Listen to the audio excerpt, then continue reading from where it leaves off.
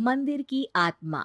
गांव बापस्ती की पहाड़ी पर एक मंदिर था जो कई वजहों से प्रसिद्ध था। बापस्ती के परिवारों में आपसी सौहार्द बना हुआ था। इसकी वजह उस मंदिर को ही बताया जाता है। अरे ओ विमला, ये इस मंदिर की कहानी क्या है रे? अरे ये मंदिर इस गांव के लिए बहुत ही शुभ है।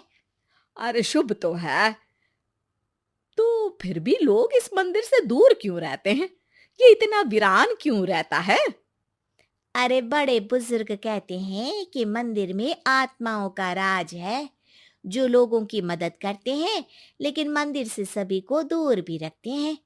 अरे ये कैसी आत्माएं हैं जो लोगों की मदद भी करते हैं और लोगों को मंदिर से दूर भी रखते हैं? अरे यही चलता आया है यहाँ पर, इसीलिए कोई कुछ बोलता नहीं। क्योंकि जिसके घर में कोई भी परेशानी होती है तो बताते हैं कि इस मंदिर से उन्हें मदद मिलती है। अरे वाह, ये तो अच्छी बात है। तभी इस गांव में इतनी खुशहाली दिखती है। तभी बाहर किसी की चीखने चिल्लाने की आवाज आती है। दोनों बाहर निकलती हैं तो देखती हैं कि गांव के एक बुजुर्ग रो रहे हैं क्योंकि शहर से उन्हें कोई बुरी खबर मिली है। अरे क्या हुआ चच्चा, रो क्यों रहे हो आप? हाँ चाचा, बताओ ना, हुआ क्या? अरे क्या बताऊं बेटे। मेरा बेटा शहर गया हुआ था कमाने, लेकिन आज खबर मिली है कि उसका एक्सीडेंट हो गया। वो अस्पताल में भर्ती है।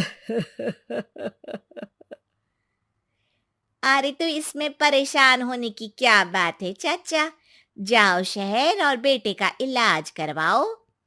हाँ चाचा, विमला सही कह रही है। आप शहर जाओ और इलाज करवाओ। अरे कैसे इलाज करवाऊं, अभी पैसे नहीं है और शहर के अस्पतालों में इलाज का खर्चा लाखों में आता है।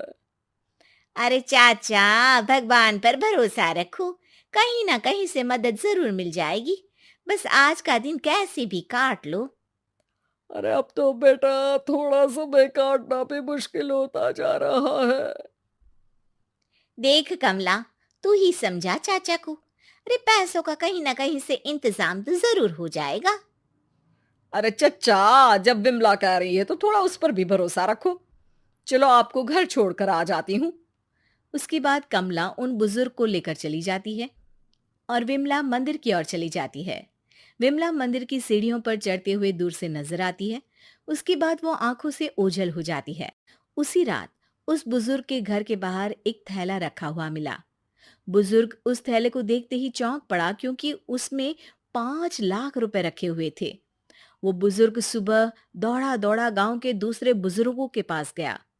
और मंगल भाई सुनो, मेरे घर के बाहर ये पैसों से भरा बैग रखा हुआ मिला है। अरे किसका है ये भाई? अरे भैया, मुझे क्या पता। तभी उधर से कमला और विमला निकलती हैं। अरे बेटा सुन तो, देख ये क्या रखा हुआ था मेरे घर के सामने। कमला और विमला हैरानी से देखती हैं। अरे वाह, देख विमला, तूने कहा था ना कोई मदद जरूर करेगा। अरे भगवान सबकी मदद करते हैं। ये पैसों की मदद भी भगवान ने ही भेजी है। और क्या। अब चच्चा सोच क्या रहे हो, शहर जाओ और बेटे का इलाज करवाओ। ठीक है बेटियों, जो तुम कहो।